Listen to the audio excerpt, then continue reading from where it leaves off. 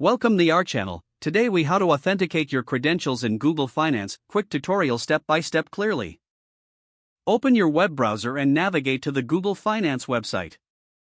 Locate the sign in button, usually found in the upper right corner of the page. Click on the sign in button to proceed. You will be redirected to the Google sign in page.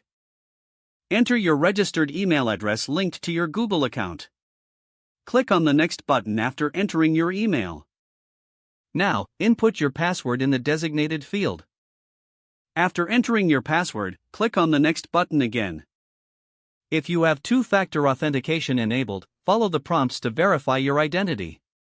This may involve entering a verification code sent to your mobile device. Once authenticated, you will be redirected back to Google Finance. Your credentials will now be verified, allowing you access to your financial information. Explore the features available to manage and analyze your financial portfolios. Remember to log out when you're done, especially on shared devices. Ensure you keep your login information secure to protect your financial data. If the page does not load, refresh the browser or try again in a private or incognito window. Make sure you are using the correct email address, then retype it carefully to avoid small typos. If your password is not accepted, use the reset option and create a new strong password you can remember.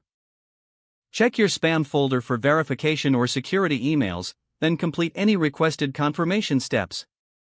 Enable two-factor authentication if available to improve account security and reduce unauthorized access risk.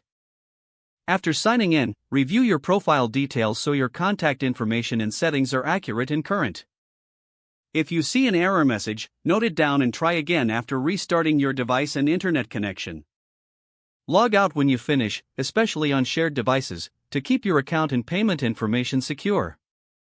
If the page does not load, refresh the browser or try again in a private or incognito window. Make sure you are using the correct email address, then retype it carefully to avoid small typos. If your password is not accepted, use the reset option and create a new strong password you can remember. Check your spam folder for verification or security emails, then complete any requested confirmation steps.